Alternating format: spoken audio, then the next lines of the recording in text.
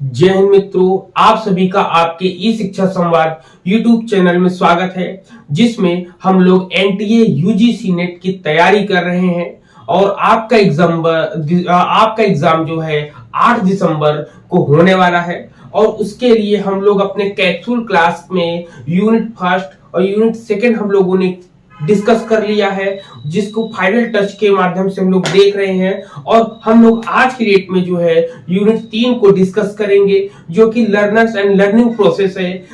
लेकिन नाम तो इसका कुछ अलग है, लेकिन इसमें जो है मनोविज्ञान से संबंधित आपके प्रश्न आते हैं, शिक्षा मनोविज्ञान से संबंधित और शैक्षिक निर्देशन एवं परामर्श से संबंधित यहाँ पर आपके प्रश्न पूछे जाते हैं। ठीक है, तो ये कैप्सूल क्लास के माध्यम से जो है हम लोग फाइनल टच अपने प्रिपरेशन, अपनी तैयारी को दे रहे हैं। तो चलिए हम लोग स्टार्ट करते हैं। सबसे पहले यूनिट 3 में हम लोग किसकी बात करेंगे? सबसे पहले ग्रोथ एंड डेवलपमेंट आता है कि ग्रोथ क्या होता है। तो ग्रोथ आपको याद रखना होगा, ग्रोथ होता है और दूसरा डेवलपमेंट होता है। ठीक, डेवलपमेंट, ठीक है, ये दो होते हैं। ग्रोथ मीन्स होता है आपका अभिवृद्धि, और ये विकास होता है। क्या होता है ये? अभिवृद्धि, इसको बोलते हैं अभिवृद्धि, और ये विकास होता है। तो ये आपका क्वेश्चन अगर आपके एग्जाम में आ जाएगा कि ग्रोथ क्या होता है, डेवलपमेंट क्या होता है, तो याद रखिए ग्रोथ जो होता है ये आपका क्वांटिटेटिव होता है।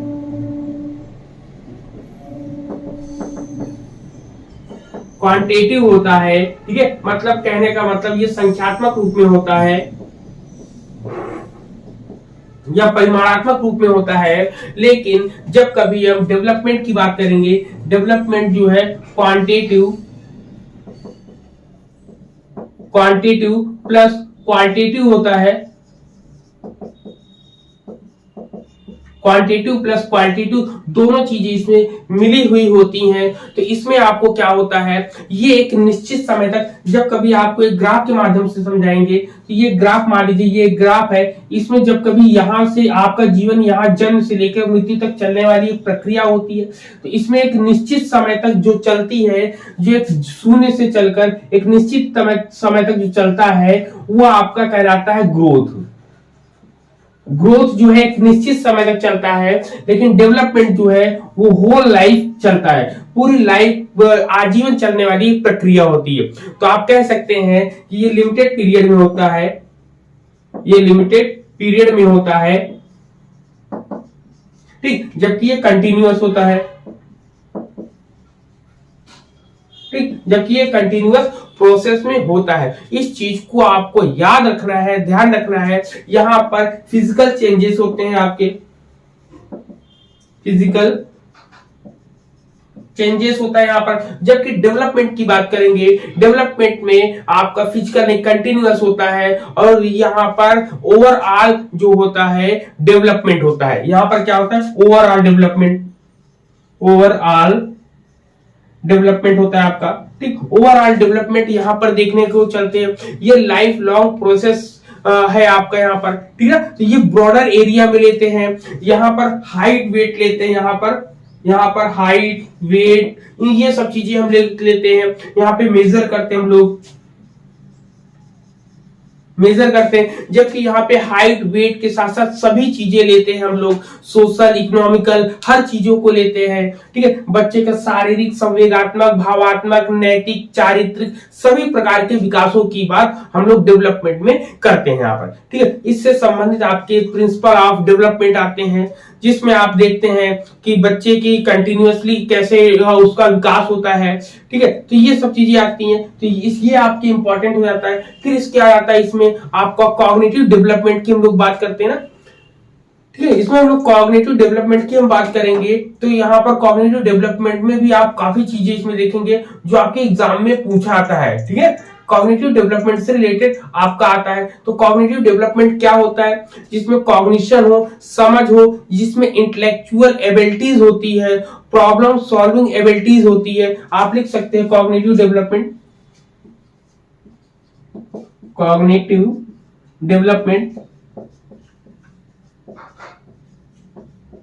ठीक, कॉग्निटिव डेवलपमेंट जो होता है इसको अभी हम लोग डिस्कस करते हैं।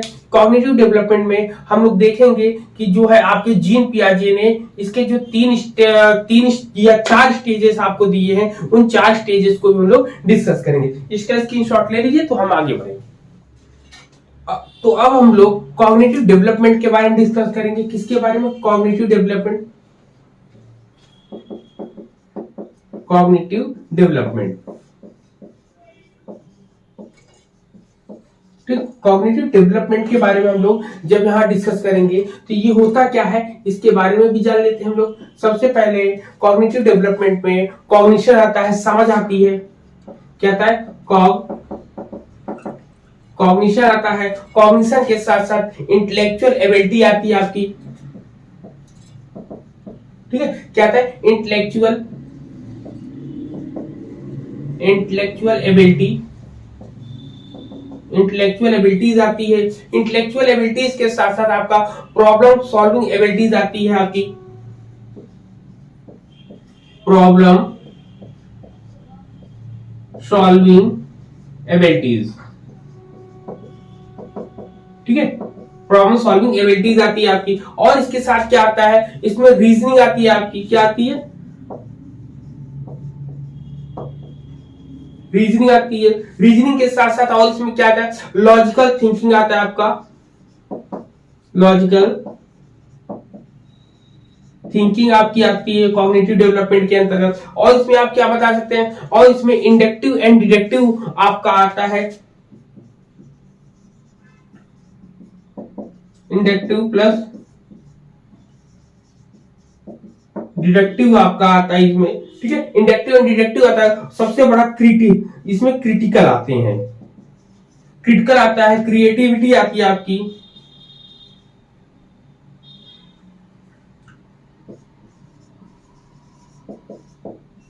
क्रिएटिविटी, ठीक है, क्रिएटिविटी। तो ये सब क्या आते हैं? कॉग्निटिव डेवलपमेंट के अंतर्गत आते हैं। कॉग्निटिव डेवलपमेंट से कोरिलेट होकर ये सब चीजें आते हैं। अब हम बात करेंगे स्टेजेस ऑफ कॉग्निटिव डेवलपमेंट की, जिसको जो है किसने दिया था? जीन पियाजे ने दिया था। लेकिन आपके एग्जाम के पॉइंट ऑफ व्यू से बहुत इंपॉर्टेंट ये हो जाता है आपका।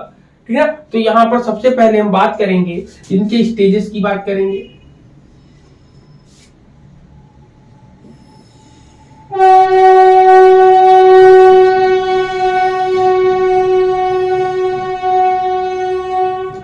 इनके स्टेजेस की बात करेंगे तो इनके स्टेजेस कितने हैं? 4 स्टेजेस है आपके। नंबर एक पर आपका आता है सेंसरी मोटर स्टेज।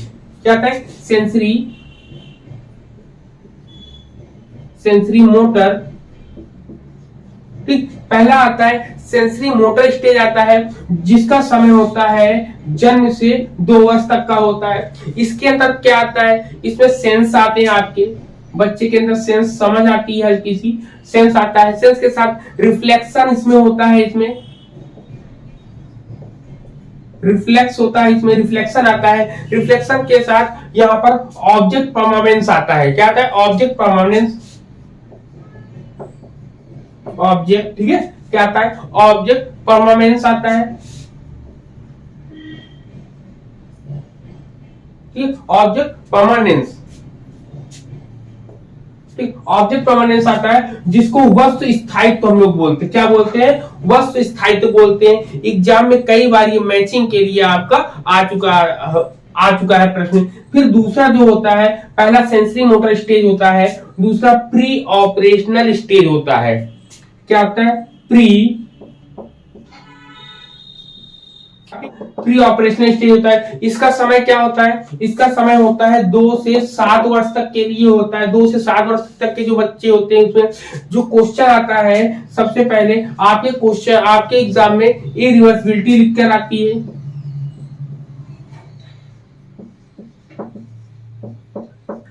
ठीक, इरिवर्सिबिलिटी लिखकर आती है आपकी।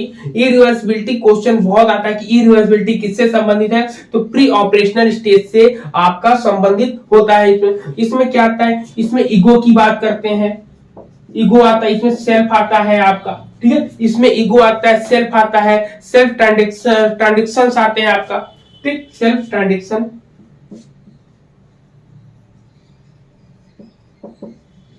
सिर्फ ठीक है। सेल्फ ट्रांजैक्शन आता है, यहाँ पे एस लगा लेंगे, NS ट्रांजैक्शन आता है आपका, ठीक है। ट्रांजैक्शंस आते हैं, ट्रांजैक्टिव कहते हैं हम लोग, ये इसको आता है यहाँ पे, ये प्री प्राइमरी स्टेज में आता है। याद रखिएगा, इसको बोलते हैं प्री प्राइमरी। क्वेश्चन भी आया, प्री प्राइमरी से संबंधित कौन है? प्री प्राइमरी से संबंधित यही है। इसको हम नर्सरी से बोल सकते हैं, इसको प्री प्राइमरी से हम लोग बोल सकते हैं।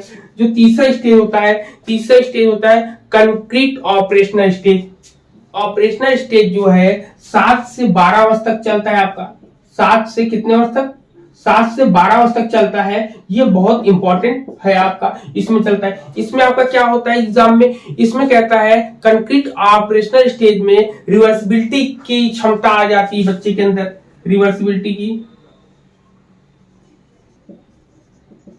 ठीक, रिवर्सिबिलिटी की क्षमता आ जाती है इनके अंदर। और इनके अंदर लॉजिकल कंजर्वेशन, लॉजिक लगाना आ जाता है, ठीक है। लॉजिक लगाना इनके अंदर इन बच्चों में आ जाता है। इसको हम कह सकते हैं, जैसे प्री प्राइमरी में है तो 7 से 12 वर्ष तक के बच्चों को हम लोग प्राइमरी में बोल सकते हैं।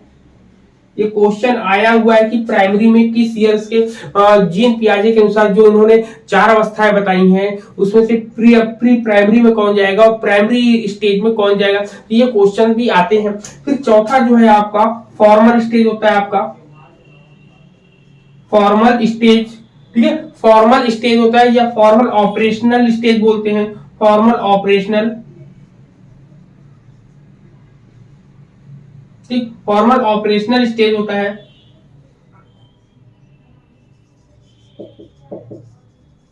फॉर्मल ऑपरेशनल स्टेज होता है। तो फॉर्मल ऑपरेशनल स्टेज जो है आपका 12 से कितने वर्ष तक का चलता है? 12 से 18 वर्ष तक का चलता है। 12 से 18 वर्ष तक का चलता है। इसमें क्या होता है? इसमें आपका थॉट प्रॉब्लम सॉल्विंग आती है, बच्चे के अंदर पूरी की पूरी सेंसरी मतलब किसी भी कॉन्सेप्ट को क्लियर करने की क्षमता आ जाती है, हाइपोथेसिस को टेस्ट करने की क्षमता आ जाती है। याद रखिएगा इसमें क्या होता है?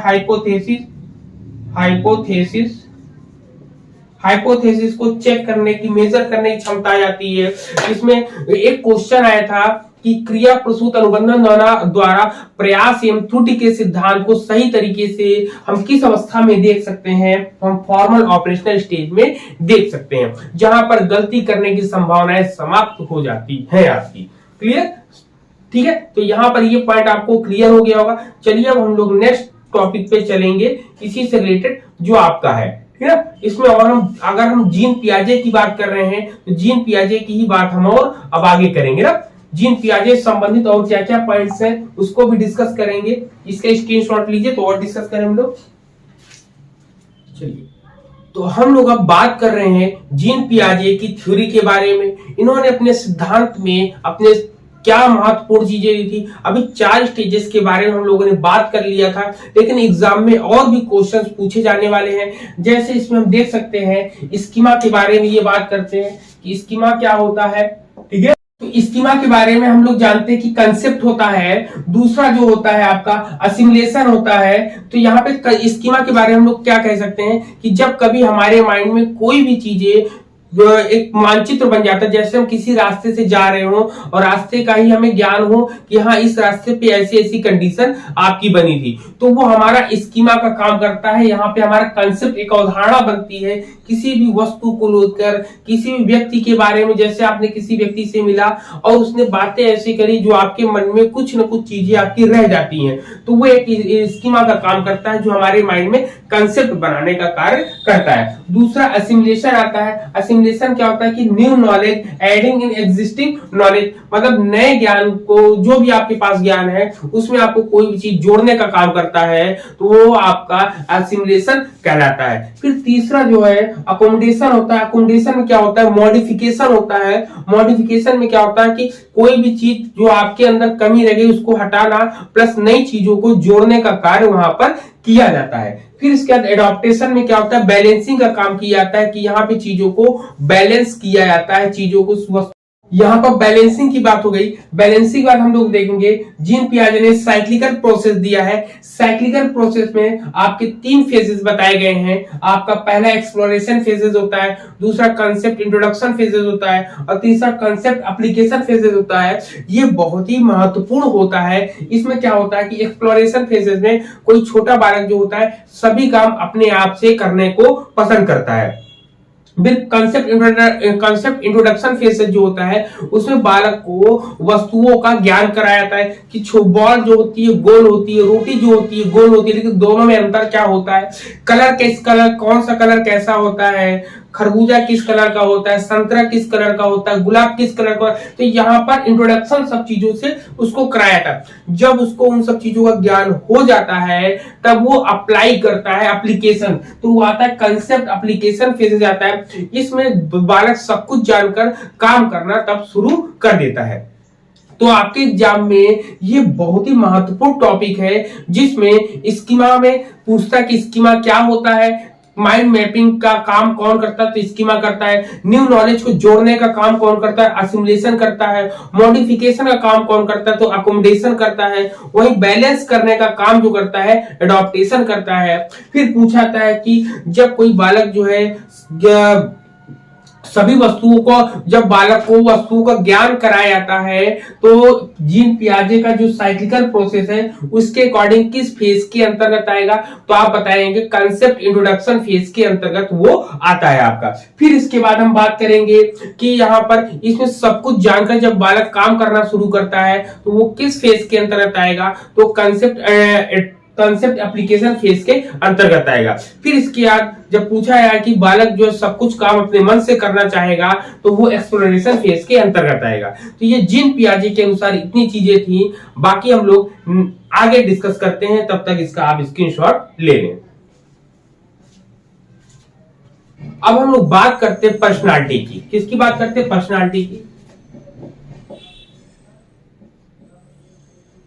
पर्सनालिटी, ठीक है। पर्सनालिटी मींस व्यक्तित्व होता है। पर्सनालिटी क्या होता है, एक तरीके का पर्सोना से बना है। पर्सोना का अर्थ होता है मास्क या मुखौटा, ठीक है। ये किससे बना, पर्सोना मींस होता है मास्क, ठीक। ये होता है आपका पर्सोना मींस मास्क होता है। इसमें कह सकते हैं कि इसमें क्या क्या चीजें आपको दिखाई देंगी। इसमें आपको किसी का हैबिट्स दिखाई देगा, आपका हैबिट्स आते हैं। हैबिट्स के साथ साथ आप क्या आता है, एटीट्यूड आता है, इसमें आता है एटीट्यूड आता है। एटीट्यूड के साथ साथ आप इसमें और क्या आता है, ड्रेसिंग स्टाइल आती है आपकी, ड्रेसिंग स्टाइल आती है आपकी। ड्रेसिंग स्टाइल के साथ साथ इसमें ट्रेट कैरेक्टरिस्टिक आते हैं, ट्रेट्स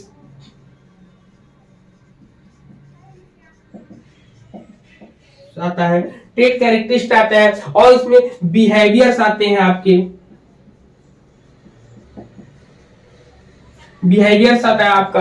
बिहेवियर्स के साथ साथ इसमें और भी बहुत सी चीजें आती हैं। तो याद रखिएगा, जो पर्सोना होता है, जो पर्सनालिटी होती है, पर्सनालिटी में आपको हैबिट्स आपका देखा जाता है। क्या आपके हैबिट्स देखे जाएंगे, एटीट्यूड आपका देखा जाएगी। जब कोई पर्सनालिटी चेकिंग होगी तो उसमें आपका एटीट्यूड देखा जाएगा, ड्रेसिंग स्टाइल, ड्रेसिंग सेंस देखा जाएगा, ट्रेट कैरेक्टरिस्टिक देखे जाएंगे, बिहेवियर्स देखे जाएंगे, इनर और आउट बिहेवियर क्या है आपका, उसको भी वहां पर चेक किया जाएगा। लेकिन यहीं पर हम बात करें इसके थ्योरीज की। थ्योरीज में आपके ट्रेट थ्योरीज होती है, टाइप थ्योरी होती है, साइकोलॉजिकल साइको एनालिटिकल थ्योरी होती है आपकी, फिर बिहेवियर थ्योरी होती है और ह्यूमनिस्टिक थ्योरी होती है। इन सब पर भी हम लोग डिस्कस करने वाले हैं, ठीक है। इन सब पर भी हम लोग डिस्कस करेंगे। ये पॉइंट आपके मेन है जो कि आपके एग्जाम के पॉइंट ऑफ व्यू से देखने हैं। तो सबसे पहले हम ट्रेट थ्योरी के बारे में डिस्कस करेंगे आपसे। किसके बारे में बात करेंगे, ट्रेट थ्योरी के बारे में, कि ट्रेट थ्योरी में आपको कौन कौन आता है ना। ट्रेट थ्योरी में जब आप डिस्कस करोगे, ट्रेट थ्योरी में आलपोर्ट थ्योरी आती है। किसकी, ट्रेट में, ट्रेट थ्योरी की बात करेंगे, ठीक। ट्रेट थ्योरी की बात करेंगे तो ट्रेट थ्योरी में आलपोर्ट का नाम आता है। किसका नाम आता है, आलपोर्ट का नाम आता है। आलपोर्ट का नाम बहुत ज्यादा फेमस होता है। आलपोर्ट ने इसमें 3 प्रकार की चीजें, सबसे पहले अगर इनकी बात करेंगे तो इन्होंने 2 प्रकार के फंक्शंस बताए, एक बताया है फंक्शनल ऑटोनॉमी और दूसरा साइकोलॉजिकल मैच्योरिटी की बात करी है। ठीक है, साइकोलॉजिकल, अगर हम इनकी बात करेंगे तो इसमें बहुत इंपॉर्टेंट चीजें हैं, लेकिन सबसे पहले जो एग्जाम में पूछा था उसको हम लोग डिस्कस कर लें। जो इसमें 3 चीजें पूछी जाती है ना, 3 चीजें इनके में पूछी जाती। सबसे पहले पूछा जाता है cardinal.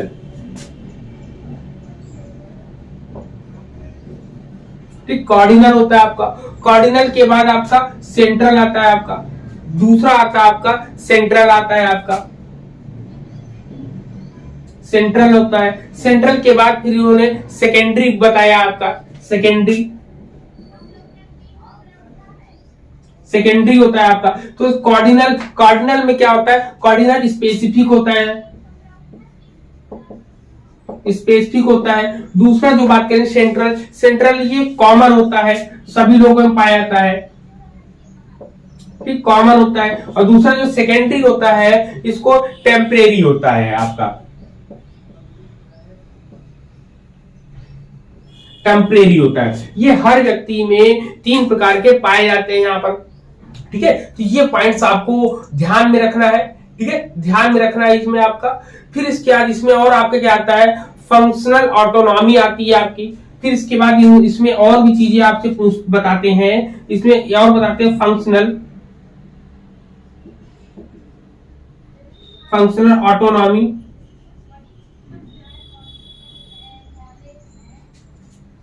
Functional autonomy, functional autonomy इसमें इन्होंने बात करी है। ठीक है, क्रियात्मकता की बात करी इनमें, और साइकोलॉजिकल मैच्योरिटी। याद रखें ये वर्ड्स ही आपके एग्जाम में आएंगे और इस वर्ड्स के अकॉर्डिंग ही आप अपने क्वेश्चन को सॉल्व अच्छे तरीके से कर पाओगे। ठीक है ना, तो यहां पर क्या आ जाएगा, फंक्शनल ऑटोनॉमी के साथ आपको बताया साइकोलॉजिकल मैच्योरिटी।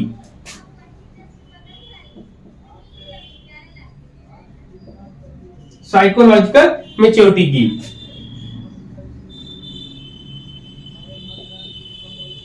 साइकोलॉजिकल मैच्योरिटी की बात करते हैं। तो यहाँ पर ये जो है इसमें अगर हम बात करेंगे तो ये बहुत ज्यादा इंपॉर्टेंट वे में आपके एग्जाम में पूछा जाता है। ठीक है, इसमें प्रिंसिपल, फिर इसके बाद इसमें क्या आता है आपका गेस्टाल्ट की आती है। गेस्टाल्ट के बारे में भी हम लोग डिस्कस करेंगे। ठीक है ना, इसका अगर आप इसका स्क्रीनशॉट ले लेंगे या आप अपनी कॉपी में इसको लिख लेंगे एक बार, तो नो डाउट आपको बहुत हेल्प मिलेगी एग्जाम में। एग्जाम में यही क्वेश्चंस आपसे पूछा जाएगा कि आलपोर्ट जो है, आलपोर्ट में स्पेसिफिक किसको माना गया है। ये 3 ऑप्शन दे देंगे और कह देंगे कि किसमें माना गया है और आपको बताना होगा। तो ऐसे ही आपको क्वेश्चन आएगा। या मान लीजिए आपको मैचिंग करने को आ गया कि टेम्परेरी किसमें है, ऊपर नीचे कर दिया गया, तो आप इन सवालों को बहुत अच्छे ढंग से कर सकते हो। ठीक है, तो चलिए हम नेक्स्ट स्लाइड पे चलेंगे, नेक्स्ट पॉइंट पे चलेंगे, तब तक इसकी आप स्क्रीनशॉट ले लें।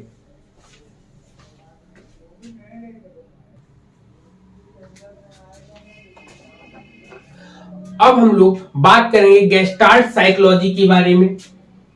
ठीक है, किसके बारे में, गेस्टाल्ट साइकोलॉजी के बारे में। गेस्टाल्ट साइकोलॉजी को सबसे पहले अगर हम बात करें तो किसने दिया था, मैक्स वर्दीमर का नाम सबसे ज्यादा इसमें फेमस होता है। ठीक है, गेस्टाल्ट वाले में सबसे ज्यादा नाम किसका होता है, वर्दीमर का, गेस्टाल्ट। ठीक है, गेस्टाल्ट साइकोलॉजी,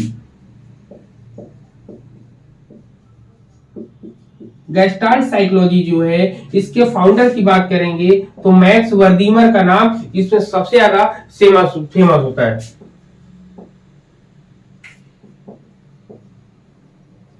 ठीक, वर्दीमर का नाम सबसे ज्यादा फेमस होता है। क्यों, क्योंकि इन्होंने सबसे ज्यादा काम इसमें किया था। ठीक है, वर्दीमर का नाम, वर्दीमर का नाम सबसे ज्यादा फेमस होता है। इसका गेस्टाल्ट का अर्थ क्या होता है, एग्जाम में पूछा जाता है, तो वह इसमें होता है होल टू पार्ट। क्या होता है, होल टू पार्ट होता है ये आपका, होल टू पार्ट की बात ये करते हैं, होल टू पार्ट में आता है ये आपका। इसमें सबसे ज्यादा जो थ्योरी आपकी जो फेमस हुई थी वो कोहलर की इनसाइट थ्योरी थी, जिसमें आहा एक्सपीरियंस की बात करी गई थी। ठीक है, आहा एक्सपीरियंस की बात उसमें करी गई थी। तो ये सबसे ज्यादा इंपॉर्टेंट होता है होल टू पार्ट, और जो है गेस्टाल्ट में किसकी सबसे ज्यादा थ्योरी आपकी फेमस हुई है? तो आपकी जो है कोहलर की जो है इनसाइट थ्योरी जो है वो सबसे ज्यादा, सूज का सिद्धांत जिसको हम बोलते हैं, वो सबसे ज्यादा फेमस हुआ था। फिर इसमें आपका आता है कार्ल रोजर्स का नाम आता है। कार्ल रोजर्स का भी कार्ल रोजर्स का भी साइकोलॉजिकल में सेल्फ का इन्होंने दिया था स्व का सिद्धांत। कार्ल, ठीक है, कार्ल रोजर्स, ठीक, कार्ल रोजर्स ने किसका सिद्धांत दिया था? सेल्फ का, सेल्फ स्व का सिद्धांत दिया था, सेल्फ थ्योरी दी थी, ठीक, स्व का सिद्धांत दिया था। इसमें क्या था, इन्होंने दो प्रकार के, एक आइडियल सेल्फ माना था और एक रियल सेल्फ माना था। कौन सा? एक आइडियल सेल्फ माना था, आइडियल सेल्फ की बात इन्होंने करी थी, और रियल सेल्फ की बात इन्होंने करी थी, रियल सेल्फ की बात। तो आइडियल सेल्फ की बात किसने करी, रियल सेल्फ की बात किसने करी? तो आइडियल और रियल सेल्फ की बात जो है किसने की थी? कार्ल रोजर्स ने करी थी। यहां पर याद रखिए सेल्फ इन्होंने दो प्रकार के बताए थे। इसमें अनकंडीशनल रिवॉर्ड की बात करते हैं कार्ल रोजर्स, ठीक है, और फिनोमिनल फील्ड की बात ये करते हैं इसके अंदर। और इन दोनों में कांग्रेस रिलेशन को बारे में बताया यहां पर। तो ये होता है इसमें, ठीक है। इसमें क्या होता है, इसमें आप कह सकते हो फिनोमिनल, कार्ल रोजर्स ने कैसे बात करी है? फिनोमिनल फील्ड की बात करी है। आप याद रखिएगा, लिख लीजिए, फिनोमिनल फील्ड की बात, ठीक, फिनोमिनल फील्ड की बात करी है कार्ल रोजर्स ने। वहीं हम बात करेंगे और किसकी बात करी है? अनकंडीशनल रिवॉर्ड की बात करी है। किसकी?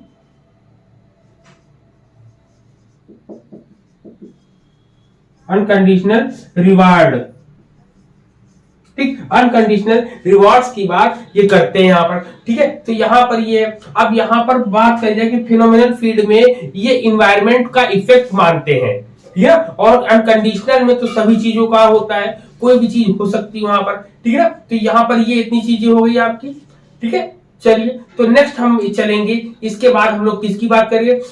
इसके बाद हम लोग सिगमंड फ्रायड की बात करेंगे, जो एग्जाम में बहुत ज्यादा पूछा जाता है, ठीक है ना, बहुत ज्यादा एग्जाम में पूछा जाता है। चलिए हम उसकी भी बात आगे करते हैं।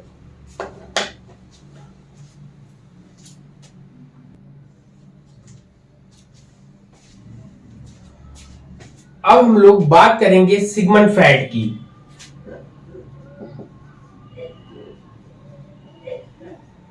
ठीक है, सिगमंड फ्रायड में ये कौन से थे? ठीक है, सिगमंड फ्रायड की बात करेंगे, इन्होंने साइको एनालिटिकल थ्योरी के बारे में इन्होंने दिया था। इनको फादर ऑफ साइको एनालिटिकल की, मतलब इसमें साइको एनालिटिकल के फादर कहा जाता है, ठीक है ना, साइको एनालिटिकल थ्योरी के फादर कहलाते हैं।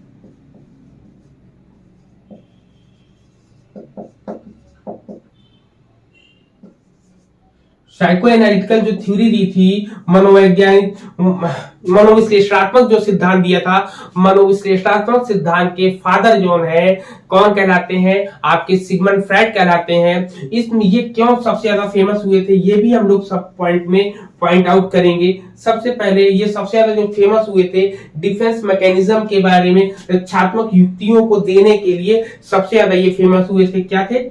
डिफेंस मैकेनिज्म, ठीक है, डिफेंस मैकेनिज्म के बारे में, डिफेंस मैकेनिज्म इन्होंने दे रखा है कि रक्षात्मक युक्तियों के बारे में, कि व्यक्ति अपने आप को बचा सकता है इसमें, ठीक है। इसमें डिफेंस मैकेनिज्म के साथ साथ इन्होंने और क्या पॉइंट्स दिए थे आपको ये भी पता होना चाहिए। इन्होंने जो है इनको फादर ऑफ ये हो गया सुलमैन, तो इसमें जो है कैथेसिस के बारे में भी इन्होंने बताया है,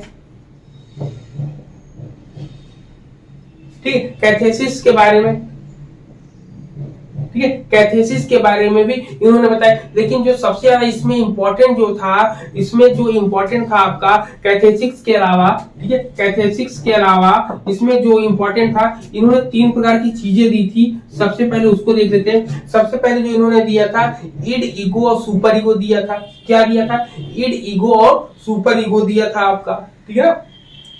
देखिए सबसे पहले id, ego and super ego. Super ego दिया था। फिर इसमें अनकॉन्शियस, ठीक, अनकॉन्शियस, ठीक है, अनकॉन्शियस, सबकॉन्शियस और कॉन्शियसनेस, ये आपको दिया था। यहां पर कौन कौन सा दिया था? अनकॉन्शियस, ठीक है, लिखा अनकॉन, ठीक है, अनकॉन्शियस दिया था,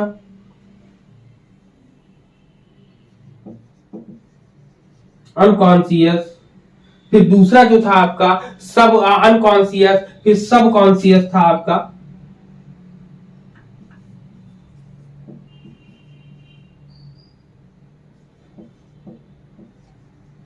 सबकॉन्शियस। और तीसरा जो था कॉन्शियसनेस दिया था,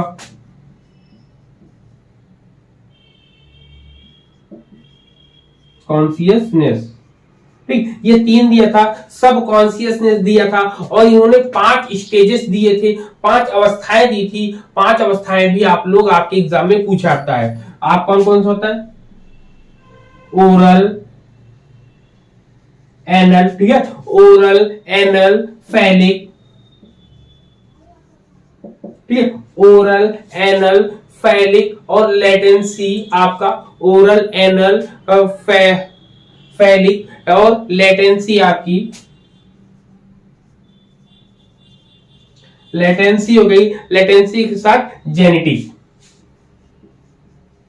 जेनिटल या जेनेटिक, जेनिटल होता है आपका 1 2 3 4 और 5, ये 5 स्टेजेस भी इन्होंने दिया था यहाँ पे, ठीक है। तो ये आपके एग्जाम में आता है। सिगमंड फ्राइड से रिलेटेड जो इंपॉर्टेंट पॉइंट थे उसको हम लोग यहाँ पर डिस्कस कर रहे हैं, ठीक है। सो आई होप इतने पॉइंट्स आपको डिस्कस कर लेने हैं। फिर इसके बाद आपका इसके अंदर आपका मेंटल हेल्थ एंड हाइजीन आता है, उसको भी हम लोग डिस्कस करने वाले हैं इसके बाद, ठीक है।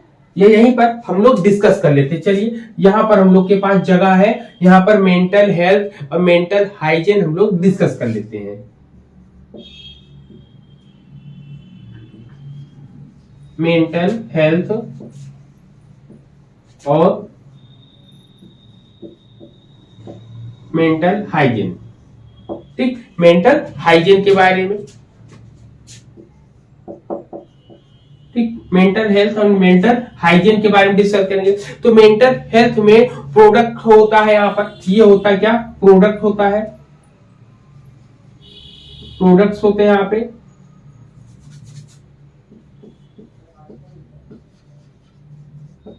ठीक, प्रोडक्ट होता है। जबकि मेंटल हाइजीन जो होता है वो एक तरीके का प्रोसेस होता है, प्रोसेस होता है, ठीक है। पहला पॉइंट ये हो गया। फिर दूसरे पॉइंट में हम कह सकते हैं यहाँ पे मेंटल हाइजीन में आप म्यूजिक का यूज कर सकते हो, डिस्कशन का यूज कर सकते हो। किसका? म्यूजिक, डिस्कशन,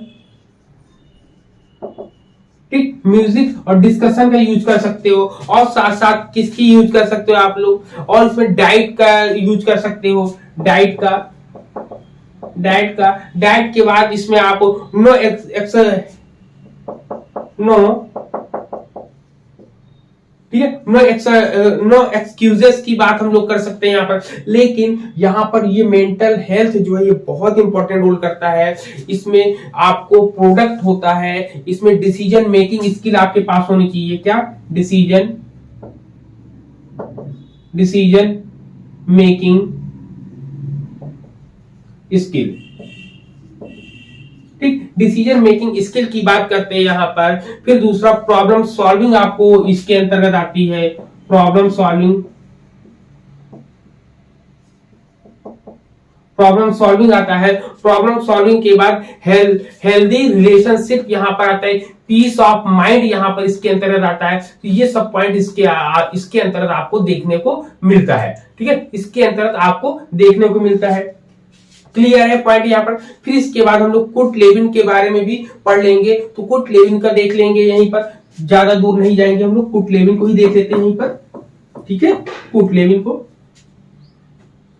कुट या कर्ट लेविन भी बोलते हैं, कुट लेविन भी बोलते हैं, कुट लेविन,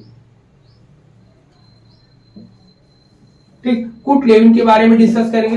तो कुट लेविन के बारे में क्या था, इन्होंने कौन सी थ्योरी दी थी, इन्होंने फील्ड थ्योरी दी थी। कौन सी दी थी, फील्ड थ्योरी। ठीक है, फील्ड थ्योरी इन्होंने दे रखी है। इन्होंने एक फॉर्मूला दिया था B इज इक्वल टू, ठीक है, B is equal to F और गोले में जो है E दिया था, यस E दिया था। तो B का मतलब क्या होता है, B का मतलब होता है बिहेवियर। B का मतलब क्या होता है, बिहेवियर। ठीक, और E का मतलब आप लोग जान देंगे, इन्वायरमेंट।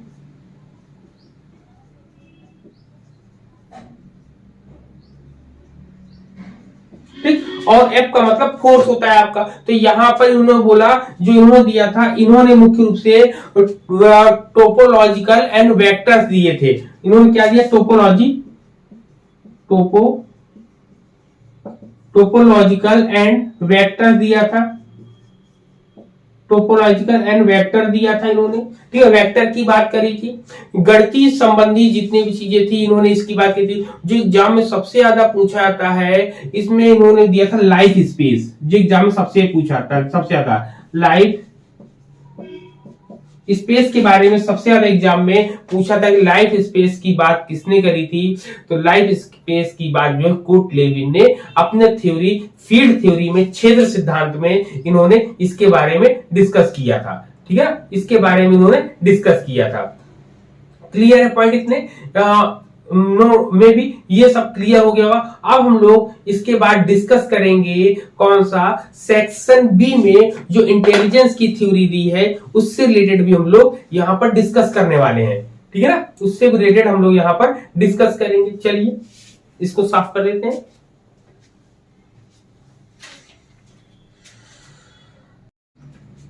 हम लोग बात करेंगे अप्रोचेस ऑफ इंटेलिजेंस की। ठीक है, बुद्धि के जो उपागम है उससे संबंधित हम लोग बात करेंगे, जिसमें सबसे पहले